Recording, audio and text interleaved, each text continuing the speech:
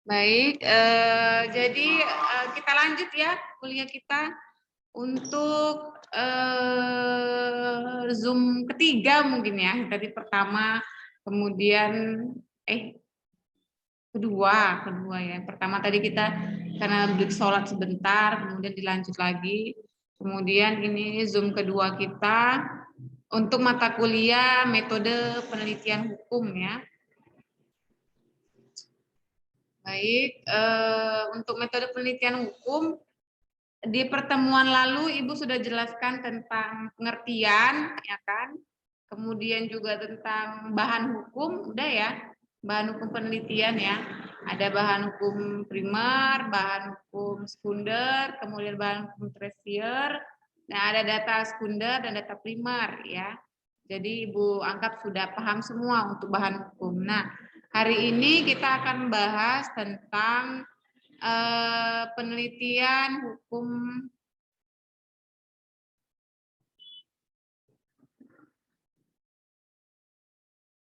ya, penelitian hukum normatif ya. Jadi pembahasan hari ini itu tentang penelitian hukum normatif.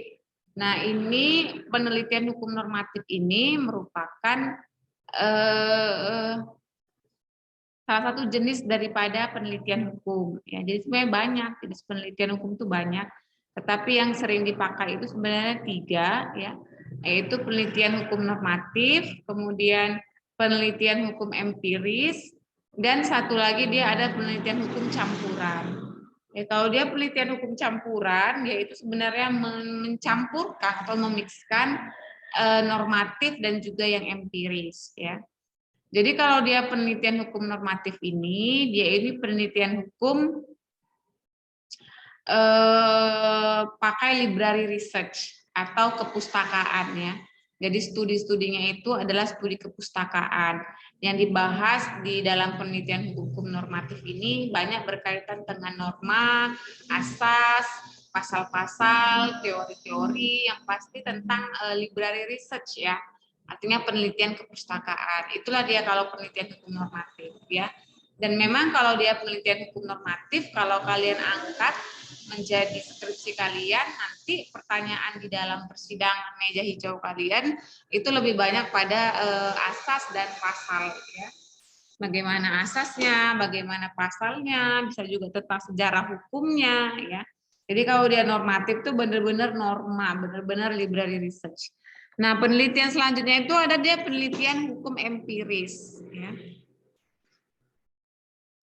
Jadi kalau penelitian hukum empiris ini, dia itu ada penelitian yang berdasarkan daripada studi lapangan, ya.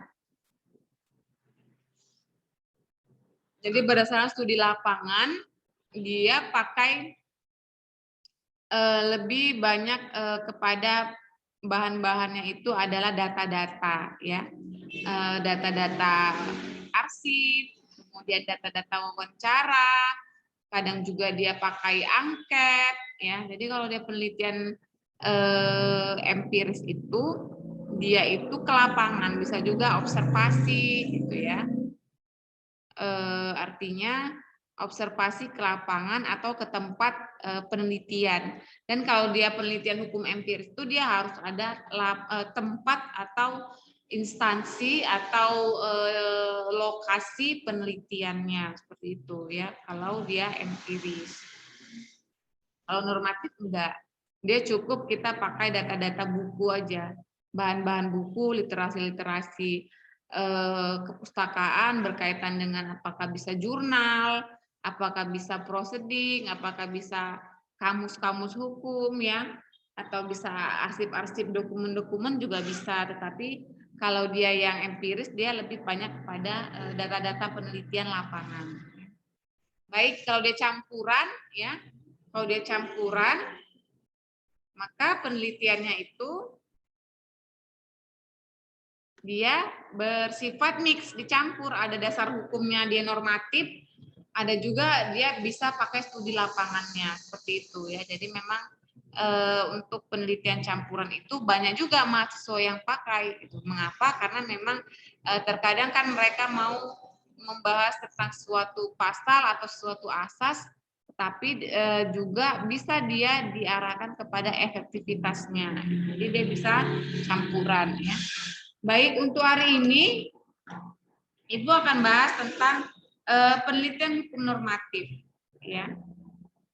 Minggu depan mungkin masih penelitian hukum normatif juga ya, karena mungkin satu penelitian itu akan dibahas 2 kali pertemuan. Nah, penelitian hukum normatif itu merupakan penelitian kepustakaan, yaitu penelitian terhadap data sekunder, dan data sekunder itu dia merupakan dokumen-dokumen pribadi, kemudian data pribadi, data arsip, data resmi, dan data-data yang didapat dari jurisprudensi Mahkamah Agung misalnya. Jadi data-data yang didapat untuk penelitian hukum normatif itu adalah data sekunder. Sedangkan bahan hukumnya ya, untuk penelitian hukum normatif kita pakai bahan hukum primer, ya kan? Kan udah paham bahan ya. Bahan hukum tuh ada yang primer, ada yang sekunder, ada yang tersier ya. Nah, kalau dia penelitian hukum normatif, dia pakai bahan hukum primer. Apa saja? Yaitu sebenarnya bahan hukum primer ini sebenarnya sumber hukum kita ya, yaitu norma, yaitu Pancasila, kemudian peraturan dasarnya ya, Undang-Undang 45 atau ketetapan MPR, kemudian ada peraturan perundang-undangan, bahan hukum yang tidak dikodifikasi, misalnya hukum adat, jurisprudensi, dan traktat ya.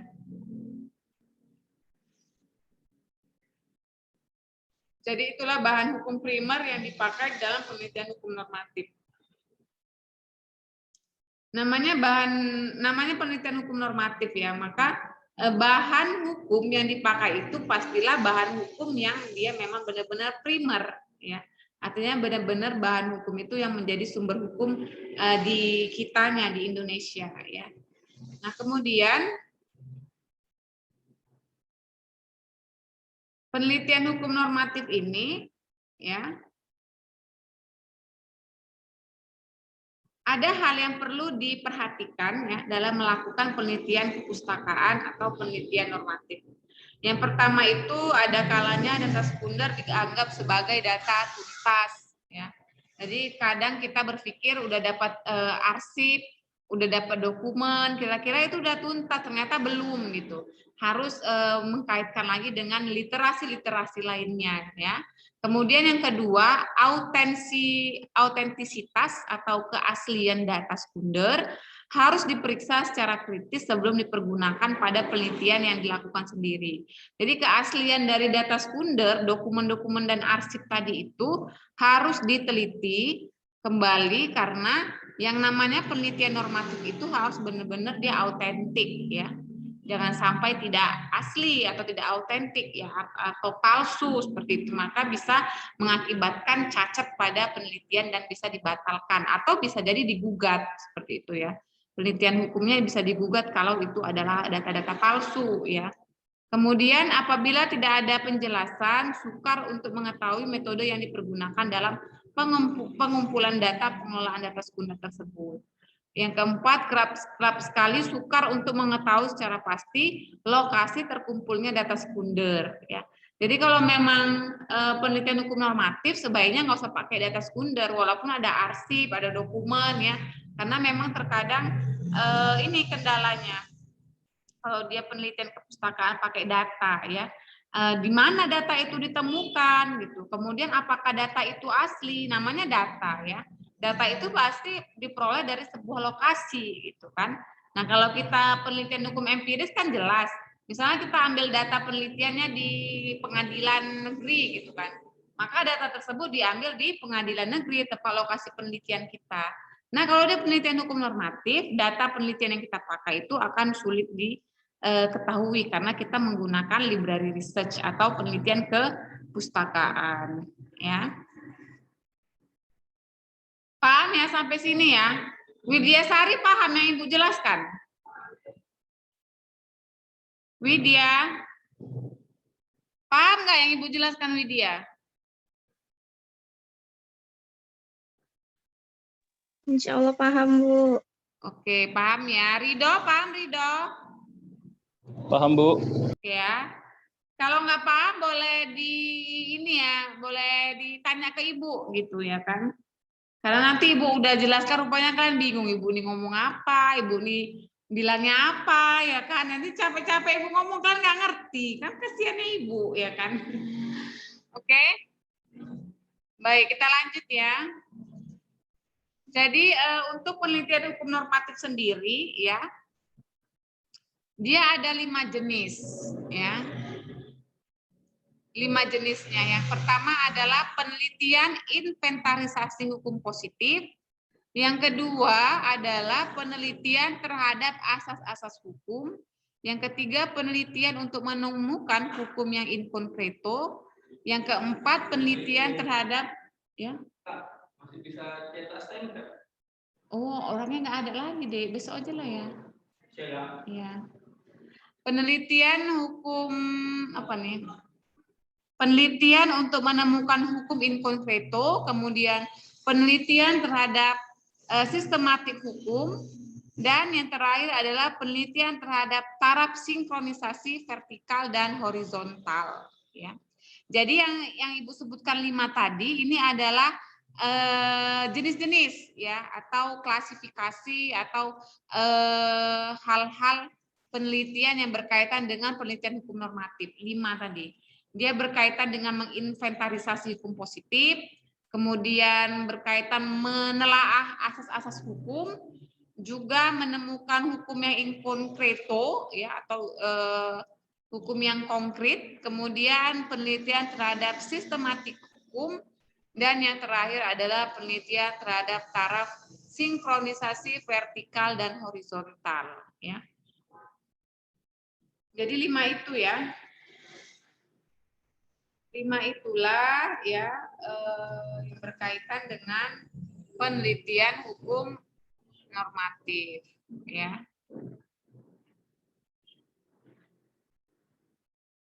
Udah pada lapar belum nih yang lain? Kok cuma 2 orang ini? Lumayan, Bu.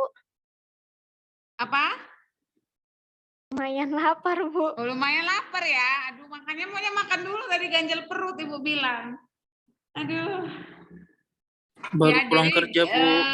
Ganjel perut dulu pakai roti-roti gitu ya kan. Karena memang nanti kalau Ibu buat 7:30 nanti ada kelas ya kan. 7:30 nggak mungkin sampai jam 8 ya kan. Pasti 8:30 nanti ada kelas kalian jam 8. Makanya Ibu buat di jam 7. Oke, sebentar lagi lah mungkin ya. Oke ya. Jadi penelitian hukum yang 5 tadi itu adalah jenis-jenis daripada penelitian hukum normatif ya, jadi diingat ya. Oke, yang kita bahas satu-satu ya. Mungkin hari ini kita bahas tentang penelitian inventarisasi hukum positif dulu ya. Minggu depan baru yang 4 lagi gitu ya. Karena Ibu juga udah agak lapar juga ya kan. Belum makan ya kan. Oke, jadi inventarisasi hukum positif ya. Jadi kalau berbicara tentang inventarisasi hukum berarti seperti kita menginventarisasi ruangan ya. Jadi kalau ruangan itu kita inventarisasi kan berapa jumlah meja, berapa jumlah kursi ya kan, berapa jumlah bingkai foto, berapa jumlah misalnya papan tulis, lemari. Nah, seperti itu juga dengan inventarisasi hukum ya. Kita akan menginventarisasi misalnya tentang hukum berkaitan dengan masalah tambang ya. Hukum untuk permasalahan tambang di Indonesia ini. Nah, kalau hukum pertambangan itu kan banyak ya. Aturan-aturan hukumnya itu banyak. Ada dia berkaitan dengan batu bara, ada berkaitan dengan minyak bumi, gas alam, ada juga berkaitan dengan hutan lah kan, jadi banyak. Jadi untuk inventarisasi hukum pertambangan itu bisa dijadikan sebuah penelitian ya, bisa dilihat. Kalian mau menginventarisasi dari tahun berapa? Misalnya kita pakai di timing tahun ya. Inventarisasi hukum pertambangan dari tahun 2000 sampai tahun 2020. Jadi 20 tahun, ya kan? Nah, 20 tahun hukum pertambangan ini ya, Apa-apa saja aturan hukum yang sudah dikeluarkan oleh pemerintah dan apa-apa saja yang sudah dihapuskan atau apa-apa saja yang sudah diganti atau dilakukan perubahan. Jadi bisa diinventarisasi. Ya. Nah, inventarisasi hukum positif inilah salah satu jenis penelitian hukum normatif. Jadi kita lihat aturan-aturan hukum pertambangan ini di tahun ini berapa. Jadi kita pakai data-data juga. Kemudian di tahun ini yang dihapus berapa. Di tahun ini yang terjadi perubahan berapa. Kemudian kita masukkan lagi kasus-kasus untuk pertambangan misalnya gas alam itu ada berapa kasus. Efektivitaskah undang-undang ini diberlakukan pada kasus tersebut itu juga bisa. Tapi mungkin itu lebih terlalu dalam ya, mungkin itu tataran disertasi ya. Jadi untuk skripsi itu biasanya cukup dilihat inventarisasi hukum positif hukum pertambangan dari tahun 2000 sampai tahun 2020 itu berapa. Gitu. Jadi udah dilihat, udah dapat, nanti baru masuk ke lebih dalam lagi pasal-pasal apa saja yang menjadi urgensi daripada hukum pertambangan itu untuk kita kaji. Misalnya pasal tentang minyak bumi dan gas alam, dikarenakan mungkin faktor ketersediaan gas bumi dan minyak bumi ini atau minyak itu diperlukan adanya sebuah perencanaan, maka kita membahas pasal-pasal itu. Bagaimana pasal-pasal gas bumi dan minyak bumi ini yang bisa kita lihat dari aturan-aturan yang ada seperti itu ya. Jadi itulah salah satu bentuk penelitian inventarisasi hukum positif. Kita menyusun, kita melihat berapa aturan-aturan hukum, contohnya tadi hukum pertambangan yang ada, dan pasal apa yang mau kita angkat terkait dengan ide daripada skripsi kita. Seperti itu ya. Nah, selain pasal-pasal, kita juga bisa main di asas. Ya. Jadi asas-asas yang ada, misalnya terkait dengan hukum pertambangan tadi, asas apa yang mau kita pakai? Misalnya asas legalitas, ya kan? Tiada suatu hukuman bisa, tiada suatu perbuatan dapat dihukum tanpa adanya peraturan. Nah, adakah tindak pidana pertambangan itu yang belum diatur di dalam undang-undang tersebut, gitu? Ya, jadi bisa juga main di asas legalitas. Gitu. Paham nggak sampai sini maksud Ibu? Jadi secara sederhananya inventarisasi hukum itu adalah bisa menginventarisasi aturan-aturan yang ada, ya kan? Kemudian bisa ditelaah mana yang perlu dikaji sesuai dengan isu hukum apa yang mau kalian angkat. Itu ya.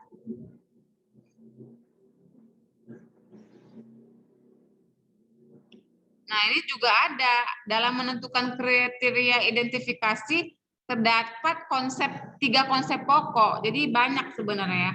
Ada konsep legisme, kemudian ada konsep yang keduanya itu tentang pengamatan-pengamatan, dan juga ada konsep tentang menemukan hukum yang identik dengan keputusan hakim.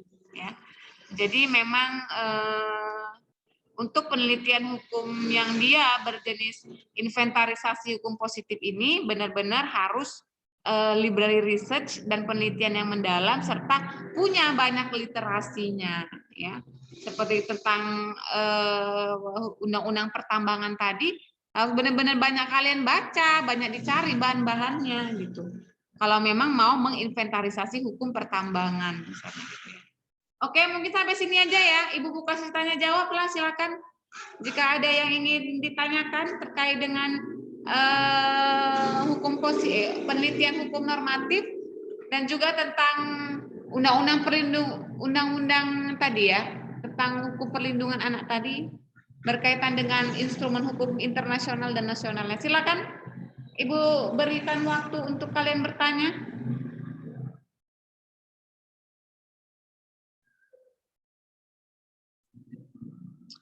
Ada mungkin yang ingin bertanya?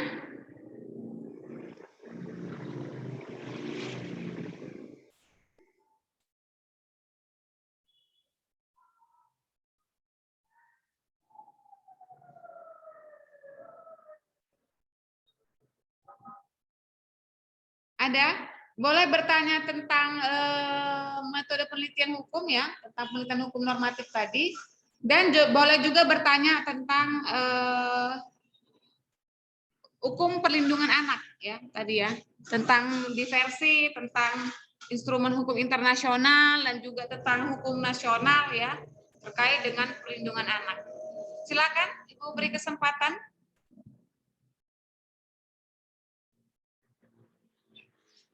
Ada? Tidak ada?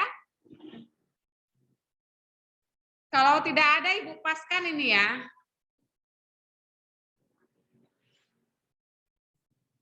Tentang penelitian hukumnya udah pada paham belum tentang penelitian hukum normatifnya?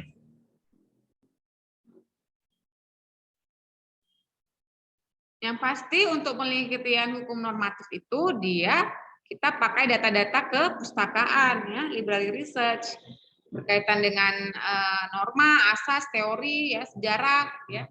Nah, kalau dia yang penelitian empiris dia lebih pada studi lokasi penelitian atau lapangan. Ya.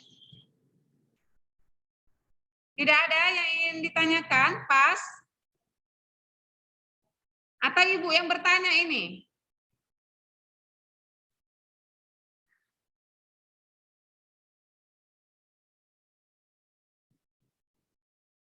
Fitri, coba Fitri. Coba, ada yang ingin kamu tanyakan Fitri?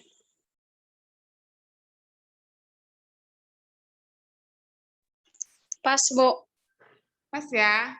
Berarti udah Iya, Bu. paham semua Fitri ya.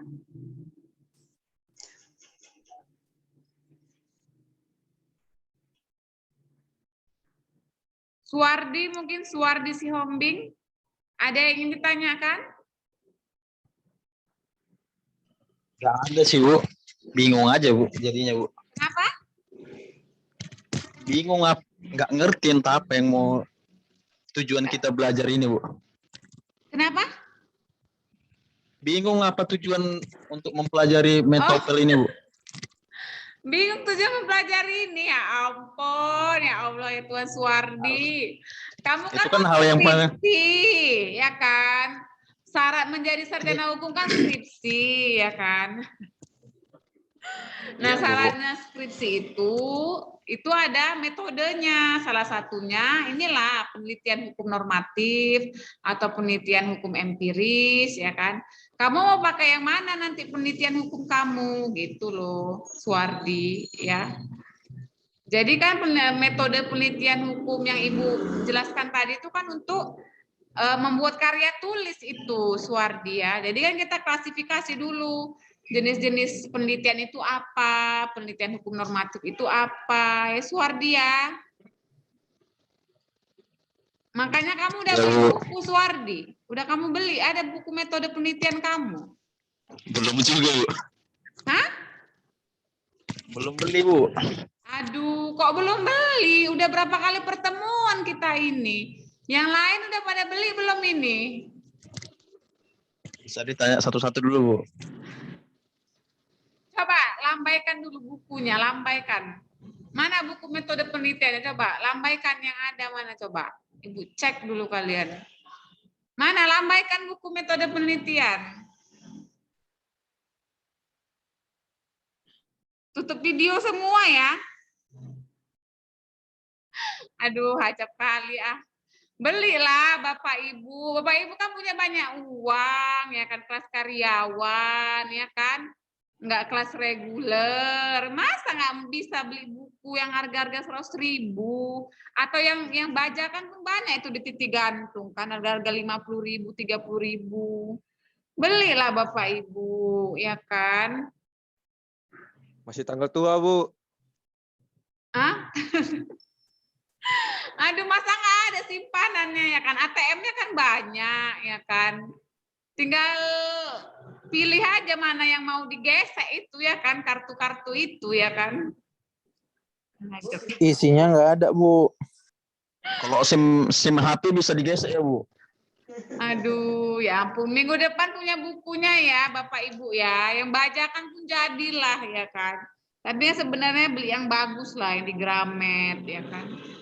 Oke, karena tidak ada yang ingin ditanyakan lagi, Bapak Ibu ya. Saya jelaskan panjang lebar pun nanti lebih nggak ngerti lagi ya kan. Jadi Beda lagi. Nanti bahannya akan saya upload ya di portal e-learning ya kan, jadi bisa dilihat. Tapi tetap beli buku ya, beli buku metode penelitian hukum. Beda lagi. Dan minggu depan akan saya cek ya buku-buku itu ya.